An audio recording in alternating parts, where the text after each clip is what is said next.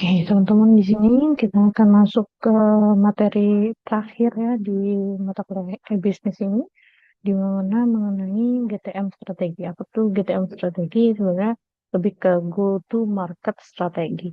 Nah, go to market strategi itu sendiri ya, berarti kan bagaimana kita mempersiapkan strategi supaya kita siap, produk kita siap untuk apa namanya dipasarkan ke pasar yang kita akan tuju.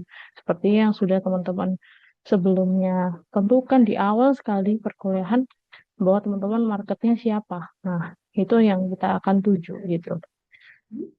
Nah, selanjutnya adalah apa sih go to market itu kan ya? Jadi adalah langkah-langkah sebenarnya bagaimana kita merencanakan mau melaunching produk yang kita miliki. Kan teman-teman sudah melakukan UT nih. Nah, dari hasil UT-nya tadi kalau bisa diperbaiki dulu prototypingnya, terus di UT-kan lagi. Itu yang benar ya. Tapi kalau teman-teman hanya melakukan satu kali, ya berarti untuk minggu ini silahkan teman-teman melakukan UT kembali untuk memastikan bahwa eh, memastikan bahwa si apa namanya produk teman-teman atau prototipe teman-teman sudah disetujui oleh respondennya teman-teman. Nah, baru teman-teman akan masuk ke launching a product ini tadi. Nah, di mana atau juga bisa jadi GTM strategi ini untuk misalnya kita mau expand atau memperluas gitu ya pasar yang kita miliki gitu. Nah, itu bisa menggunakan strategi go to market ini. Nah, eh, di sini juga bisa dijelaskan juga kontribusi yang diberikan dari setiap tim pada product launch, di mana berarti misalnya bagian marketingnya ada yang menyampaikan secara mouth to mouth, ada juga yang menyampaikan secara sosial media, bahkan ada yang buat video dan lain sebagainya supaya marketnya sudah atau marketnya tercapai seperti itu. Dan selanjutnya GTM itu ada banyak aspek yang perlu kita pertanyakan. Siapa dulu? Jadi lima lebih ke 5W 1H sih sama sama seperti kalian kalau belajar eh, apa ya membuat sebuah ide pokok gitu ya. Itu 5W 1H-nya apa? Nah, W ini yang pertama adalah siapa sih targetnya? Lalu buatnya apa produk yang kalian miliki gitu ya. Lalu Y-nya di mana posisi brand kalian atau produk kalian posisinya di mana dan di mana siapa marketnya atau target marketnya. Bukan beda ya, target audiens sama target market itu berbeda. Target audiens itu orangnya, orangnya seperti apa karakteristiknya. Tapi kalau target market lebih kepada pasar menengah, bawah atau kalangan atas gitu. Nah, kapan kira-kira produk kalian akan pasti apa namanya? Pasti diluncurkan. Nah, kapan timingnya yang pas ketika saat misalnya hari raya kah ada event-event tertentu. Nah, disesuaikan dengan produk yang kalian miliki dan bagaimana cara kalian memasarkannya.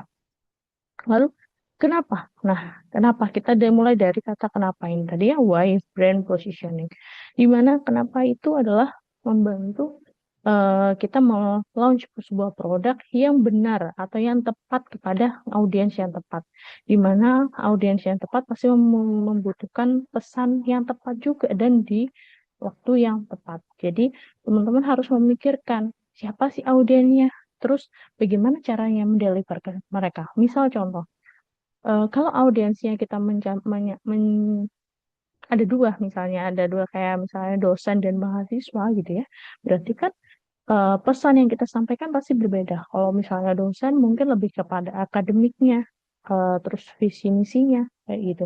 Jadi itulah yang kita sebut sebagai eh, tepat guna gitu ya istilahnya. Nah, selanjutnya adalah keuntungannya kita menetapkan strategi go to market ini adalah yang pertama kita memotong gitu ya downtime to marketnya. Terus kita juga bisa mengkontrol budgetingnya dan lain sebagainya. Sebenarnya hal-hal ini juga masih banyak sekali keuntungan dari kita menggunakan strategi go to market untuk meluncurkan sebuah produk yang kita miliki. Apalagi kalau misalnya produknya adalah produk yang baru seperti itu. Kapan? Hmm, kapan gitu kan ya? Pertanyaannya adalah sebentar. Nanti takutnya suara saya nggak didengar. Udah. Nah, kapan ini? Nah, ketika kita bertanya kapan, kapan kita membutuhkan ini gitu ya kan? kapan kita membutuhkan go to market strategi untuk meluncurkan sebuah produk gitu. Dan untuk eh, membuat pasar itu lebih besar. Itu kapan lagi ketika kita juga mau menguji coba sebuah produk baru ke market yang baru. Itu kita menggunakan strategi go to market yang baik. Nah, kapan kita tidak butuh go to market ini adalah ketika kita tidak masuk ke market yang baru, ketika kita tidak signifikan atau di perbedaan usernya tidak signifikan, atau semua sudah banyak tahu. Misalnya seperti Gojek itu kita sebenarnya sudah nggak perlu tahu, sudah nggak perlu strategi go to market ini. Kalau misalnya memang pasarnya ya udah itu. Tapi kalau misalnya kita mau expand lagi, oh Gojek itu ternyata ada pasar di kayak Gosennya. Nah, akhirnya dia expand tuh. Nah, dia uji coba GoSend. Terus dia uji coba GoShop dan lain sebagainya. Waktu itu, marketnya ada di namanya yang kalau tidak salah Go Message ya. Jadi kalau Go Message itu, dia berarti pasarnya user yang baru. Maka dia butuh namanya Go to Market strategi ini. Bagaimana dia menyampaikan ke audiens yang berbeda. Bagaimana dia waktu yang tepat saat misalnya sebelum sebelum pandemi kalau tidak salah ada Go Message itu ya bahwa orang-orang yang merasa lelah itu susah cari orang tukang pijat istilahnya seperti itu. Nah, itu yang akhirnya membuat mungkin founder dari Gojek memikirkan bahwa oh oke kita bisa expand ke market tersebut sehingga strategi mereka ditetapkan kayak gitu. Oke, selanjutnya adalah eh, bagaimana caranya gitu ya. Caranya kita untuk mengimprove atau meletakkan go to market strategi itu adalah kita mulai dari kita lihat dulu product management life cycle itu sebenarnya seperti apa gitu ya. Dari semua yang kita sudah lakukan, product framing, research, design, pilot, launch ya, sampai di launch ya, karena kita masih di pilot aja sih ya. Karena kita mau testing kan, udah testing teman-teman di UT-nya. Nah, kita mau ke launch nih. Nah, saat launch ini kita perlu pikirkan bagaimana caranya. Nah, setelah itu baru kita ukur apakah sukses atau tidak dari produk yang kita sampaikan. Nah, disinilah mulai perencanaan GTM itu harusnya didesain. Jadi menentukan target pasar yang tadi saya teman-teman sudah sampaikan, lalu ada channel, ada pricing itu sudah teman-teman tentukan di ketika teman-teman menciptakan LMC ya. Nah dari situ uji coba GTM-nya adalah teman-teman validasi kan ya. Teman-teman coba ke UT, pakai UT gitu ya. Terus bagaimana sebenarnya orang-orang ini butuh butuh nggak sih aplikasi yang kita miliki.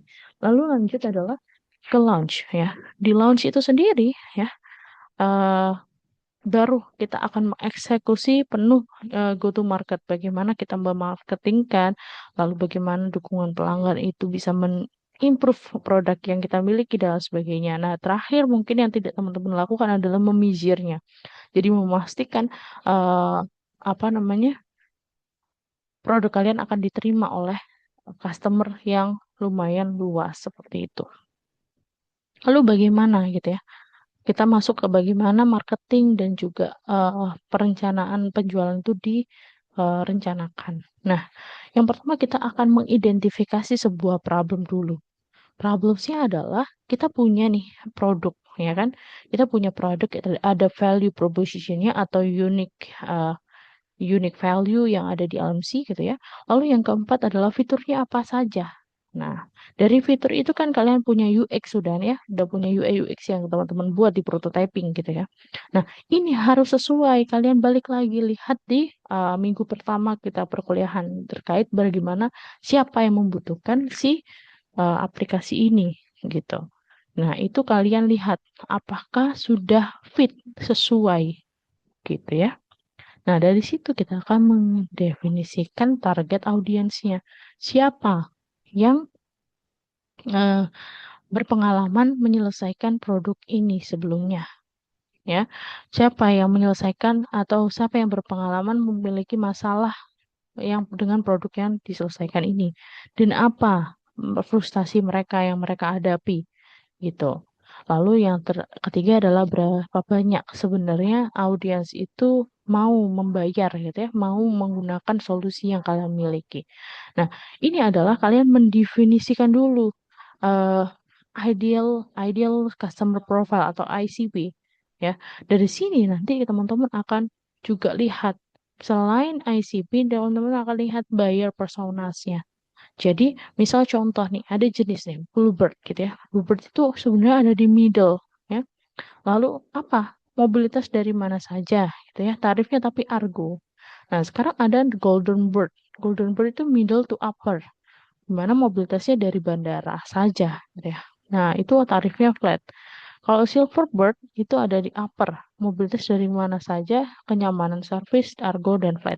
Nah, sebenarnya ini nggak hanya pada produk seperti Bluebird dan mobil atau lain sebagainya ya, bukan hanya transportasi.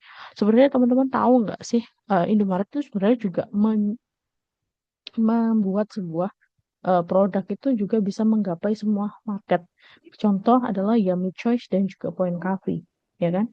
Kalau kita bicara tentang Yummy Choice, kalau kalian tahu bahwa dia ke middle to lower, ya kan? Tapi kalau misalnya kita bicara tentang Point Coffee, lebih ke middle to upper, gitu.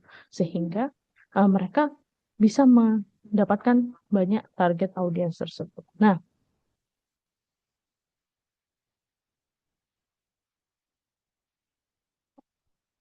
oke. Research competition and demand. Ya. Jadi selanjutnya adalah setelah kalian mendefinisikan siapa target audiensnya, lanjut ke eh, bagaimana kompetisinya. Kita lihat luarnya. Jadi kalau tadi lihat usernya, sekarang kita akan melihat secara menyeluruh di lingkungan eksternal kita miliki. Ya, ini kita memastikan bahwa permintaannya eh, permintaannya sudah tercukupi dan juga tidak terlalu banyak kompetisinya. Yang pertama adalah yang harus teman-teman tanyakan pada produk kalian adalah yang pertama siapa gitu. Siapa yang memiliki versi produk yang similar dengan punya kalian atau siapa yang sudah menawarkan produk yang sama misalnya gitu. Similar tuh lebih ke pada value propositionnya juga hampir mirip tapi beda sedikit gitu misalnya atau bahkan mirip plek gitu ya, plek ketiplek gitu ya. Itu juga perlu teman-teman lihat ada nggak gitu. Lalu yang kedua adalah apakah audiens itu punya kompetitor target yang sama gitu. Secara geografik gitu ya juga sama. Jadi dilihat, oh misalnya, oh saya cuman ada di daerah Indonesia aja. Tapi ada satu kompetitor yang dia bisa sampai di negara ASEAN dan lain sebagainya. Nah itu berarti, oh itu termasuk kompetitor yang besar. Gimana caranya? Gitu. Gimana caranya punya produk kita bisa bersaing dengan mereka? Apa yang membedakan? Kayak gitu. Jadi harus critical thinking harus dimainkan ya. Terus lalu yang ketiga adalah bagaimana? Bagaimana produk ini itu berbeda dengan competition yang lainnya. Lalu apa yang kalian akan tawarkan ke mereka, gitu ya? Lalu yang terakhir adalah apakah demand produk ini itu eh,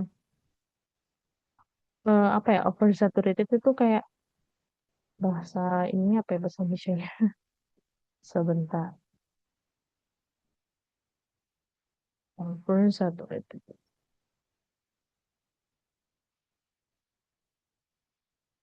Nah, jenuh nggak marketnya itu? Jadi apakah produk ini masih diminati gitu ya? Dan apakah market nggak jenuh terhadap produk yang sejenis seperti ini? Gitu. Jadi harus dicari informasi tersebut dan bahkan question need ini itu nggak saklek empat ini ya. Jadi teman-teman itu bisa lihat lagi karena pada dasarnya kita kalau punya produk itu harus memikirkan sebenarnya produk ini akan bermanfaat nggak sih dan critical thinking kita yang harus dimainkan. Jadi nggak bisa teman-teman misalnya pakai ChatGPT terus jawab ini doang gitu. Nah nanti teman-teman akan bingung. Misalnya boleh kamu misal pakai ChatGPT untuk menjawab ya. Contoh misalnya saya punya pertanyaan kayak gini. Eh sebenarnya kan hmm, apa namanya produk yang sejenis saya tuh udah ada ya gitu misalnya. Tapi apakah produk saya itu bisa bersaing atau tidak? Nah, berarti dari kata itu apa saja variabel yang mungkin mempengaruhi orang akan datang lebih ke produk kita. Nah, itu yang perlu kita cari gitu. Lalu dari situ baru kita bisa memutuskan apa pesan yang bisa kita sampaikan ke pembeli supaya pembeli bisa lebih tertarik ke produk yang kita miliki, gitu ya. Nah, kita membuat sebuah value matrix setiap personanya, mulai dari pain points-nya, nilai produknya, gitu ya. Lalu apa pesan kunci yang kita harus bisa sampaikan ke customer-nya. Contoh, customer kita nggak mungkin hanya satu. Kalian kemarin kan ada dua role atau dua persona, paling minimum ada dua persona. Nah, dari dua persona itu, teman-teman lihat, oh berarti bagaimana cara saya menyampaikan kedua persona itu. Nah, itu yang perlu teman-teman lihat. Jadi jangan dilihat dari satu sisi persona yang membutuhkan saja, tapi dari yang lain seperti apa. Gitu. Jadi yang selanjutnya adalah yang terakhir, bagaimana kita petakan journey dari pembeli tersebut. Misalnya nih, kita coba ketika customer itu tahu bahwa problem mereka terselesaikan gitu ya dan memiliki solusi, maka customer mau ngapain dari produk kita? Oh, customer akan mulai untuk menggunakannya. Nah, akhirnya baru atau consider ya lebih ke pada mengetahui bahwa eh,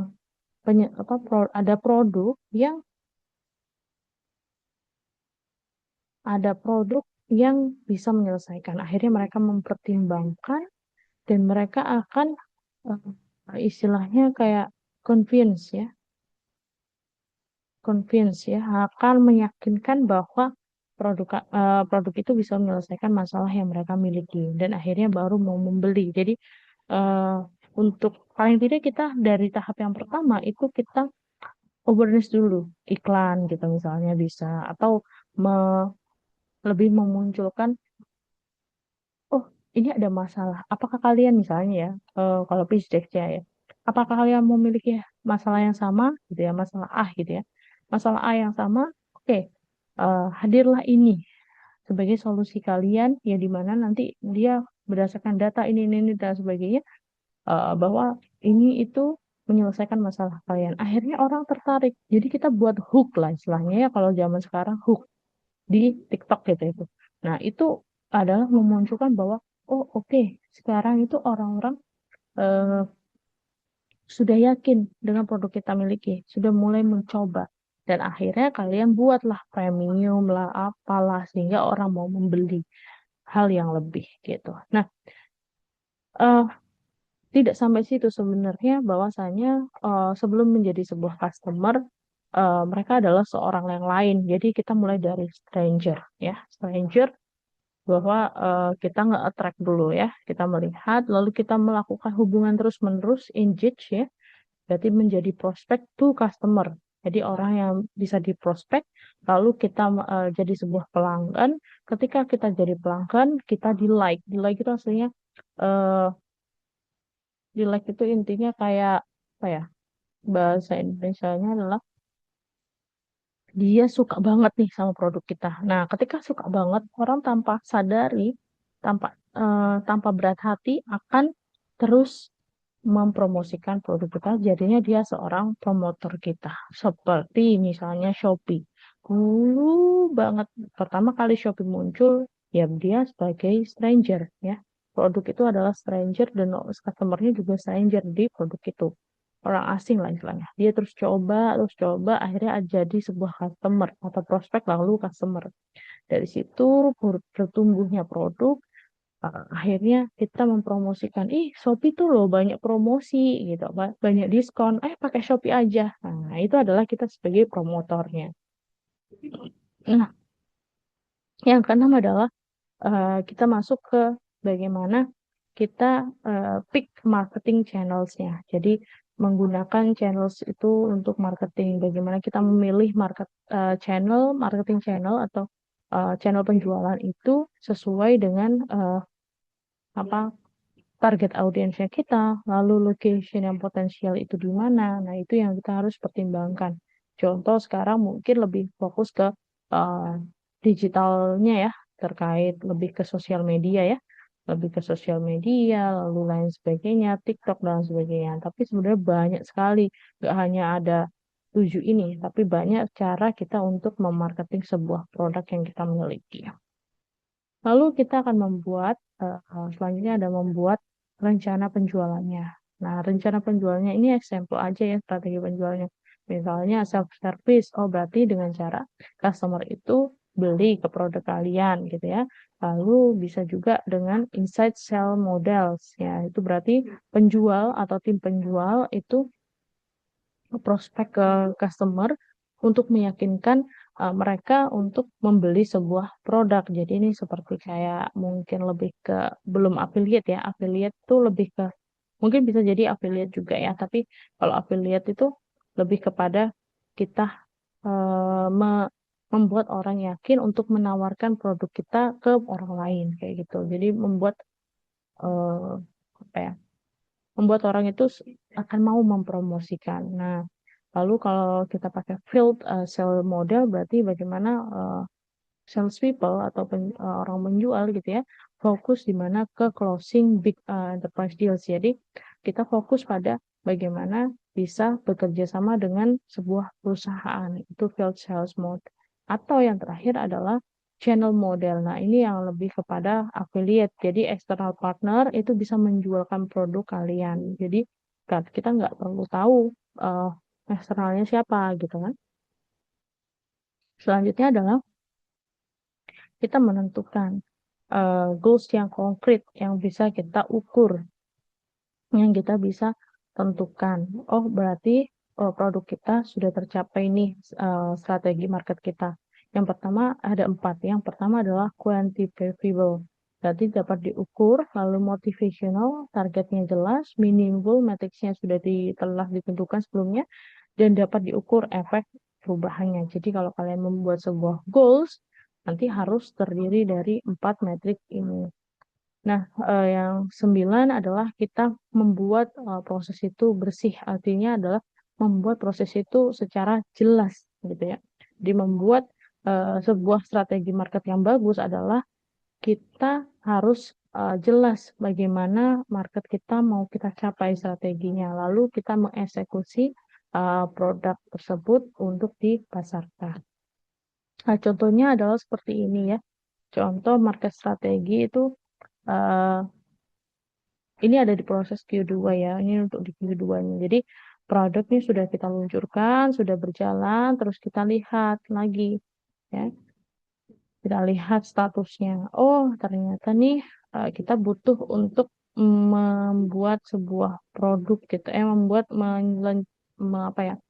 Memperbesar marketnya. Oke, berarti kita identify kembali siapa bagaimana journey pembelinya, lalu kita pakai marketing channels apa. Dari situ baru kita mendevelop sebuah timeline istilahnya dan juga menetapkan sebuah targetnya. Nah, kalau untuk GTM kick off berarti titik di situ adalah titik kita mulai menerapkan go to market strateginya, mulai dari mendevelop produk message-nya, lalu bagaimana mau buat sosial media asetnya, lalu membuat landing page, lalu finalisasi, baru launching-nya. Jadi kalau kita bicara go to market strateginya mulai dari 16 Mei sampai dengan 13 Juni gitu. Oke, so itu yang bisa saya sampaikan untuk kalian belajar mengenai go to market. Nah, di sini nanti teman-teman berarti untuk implementasinya gimana Bu di final project kita. Nah, sebenarnya untuk go to market teman-teman bisa improve, teman-teman bisa pakai 7P. Nah, 7P itu untuk menerapkan kalian lebih fokus ke pricing, place atau lain sebagainya gitu ya. Jadi kalau saya bisa share screen. Oke, sebentar.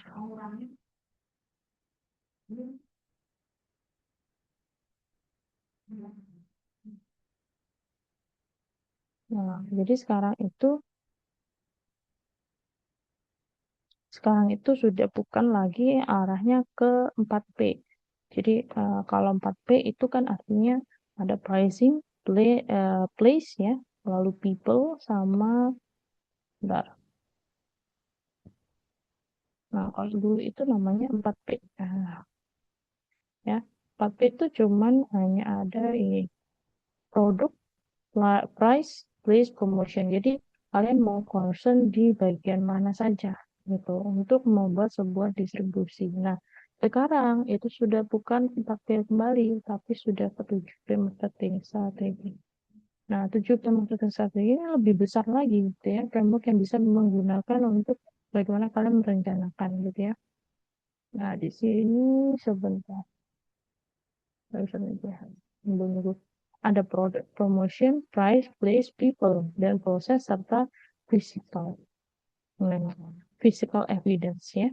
Jadi apa aja ini dari produknya, apa aja nih yang bisa kalian gunakan untuk meningkatkan atau pemasaran kalian gitu. Misalnya Kak dari sini ya, jadi teman-teman bisa belajar bagaimana memproduk. Nah, minggu ini sekalian teman-teman akan ilmu udah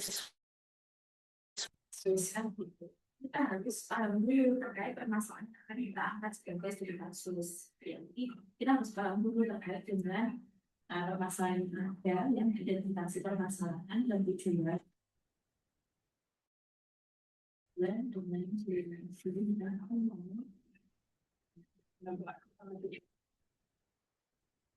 ya seperti saya.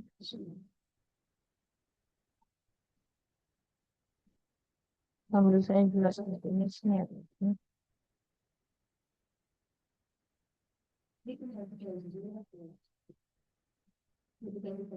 Jadi ini eh, teman-teman akan menyelesaikan apa namanya manajemen produk itu ada di akhir ini, yakni terkait go to market strategi. Sebentar. Oke. Kalian akan masuk ke go to market strategi, di mana kalian akan menyusun go to market strateginya. Nah, jadi kalian akan menghubungkan hasil validasi produk dengan strategi peluncuran yang relevan. Yang mulai dari yang pertama adalah jelaskan secara singkat usability testing dan atau A/B testing ini dan atau ya, karena kan kalian nggak semuanya pakai A/B testing juga opsional kan, jadi boleh pakai usability testing. Selanjutnya adalah apa temuan pentingnya, lalu fitur mana yang paling disukai, dan wawasan apa yang didapat oleh dari perilaku pengguna. Ini bisa teman-teman tunjukkan dari heat map-nya Maze juga bisa, atau teman-teman boleh boleh didukung dengan Maze itu tadi ya. Lalu yang kedua adalah segmentasi dan target pasar. Ya, target pasar ini adalah eh, teman-teman akan melihat gitu ya.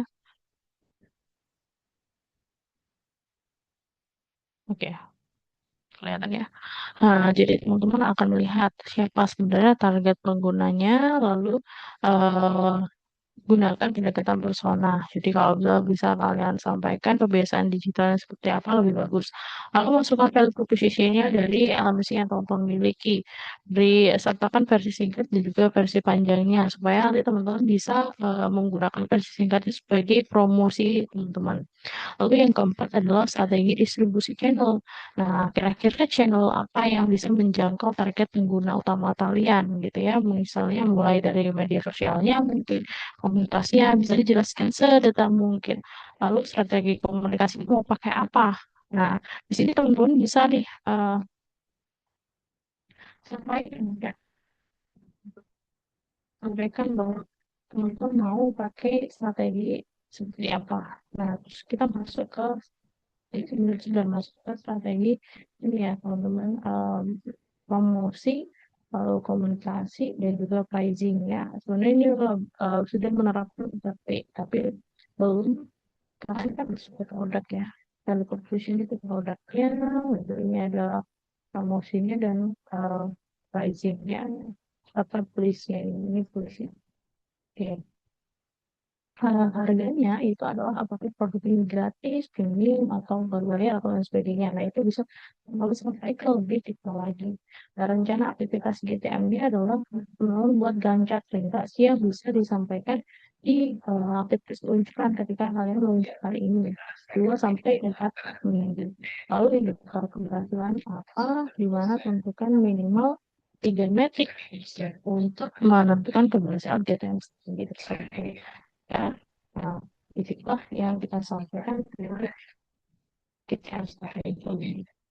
Nah, awalnya bahwasanya teman-teman akan membuat ini singkat saja, tapi lebih kepada visualnya. Kalau misalnya mau buku, lebih dikasih link aja. Seperti, seperti itu ya. Nah, selanjutnya adalah berarti dari GTM. Dari GTM strategi itu sudah ditentukan, maka nanti teman-teman boleh masuk ke file project-nya. Nah, file project-nya adalah sebentar. Misalnya. Nah, di sini sudah dijelaskan juga.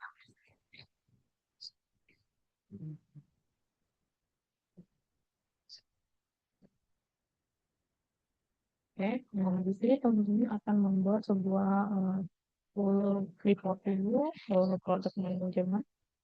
Jadi digabungkan aja semuanya mulai dari awal sampai akhir. Bisa jangan terputus-putus. Jadi memang itu sudah rangkaian ya. Jadi mulai dari awal bagaimana teman-teman menciptakan sebuah identify problemnya, lalu lanjut kepada sampai di akhir di launch-nya ya. Persiapan launch itu, di mana teman-teman menentukan apa namanya di poin go to market strateginya. Nah, selanjutnya nanti teman-teman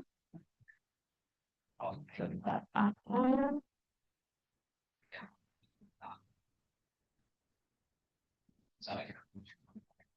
membuat pitch deck-nya itu tidak hanya terkait membuat laporan saja, tapi nanti teman-teman harus membuat sebuah video seperti yang sebelumnya saya sampaikan.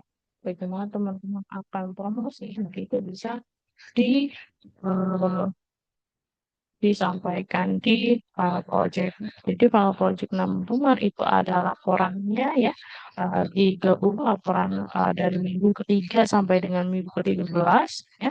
Lalu teman-teman buat prototypingnya ya kan, link prototypingnya dimasukkan, link Messi-nya juga dimasukkan. Lalu teman-teman masukkan juga video pitching deck-nya. Nah, itu maksimal 10 menit. Oke. Kalau misalnya memang teman-teman ada pertanyaan dari eh, penyampaian saya, silahkan teman-teman bertanya apa di WA atau private WA atau di grup gitu ya. Sekian dari saya. Terima kasih atas perhatiannya. Teman-teman bisa untuk apa namanya eh, ber menyampaikan ketika teman-teman di kelas lagi. Tapi kalau tidak salah nanti di minggu depan sudah tidak ada kelas, melainkan teman-teman konsultasi sampai dengan minggu ke-15. Karena minggu ke-15 kita sudah bisa mulai ujiannya. Gitu ya. Sekian dari saya, kurang lebihnya mohon maaf. Untuk pengumpulannya nanti saya samakan dari kelas D, A, dan juga E. Itu saya samakan di minggu depan. Ya, di minggu depan di tanggal 26. Ya, terkait go to market strateginya. Tapi untuk full reportnya itu sebelum ujian gitu ya. Sekian dari saya. Kurang lebih saya mohon maaf. Wabillahi taufiq wal hidayah. Wassalamualaikum warahmatullahi wabarakatuh semuanya.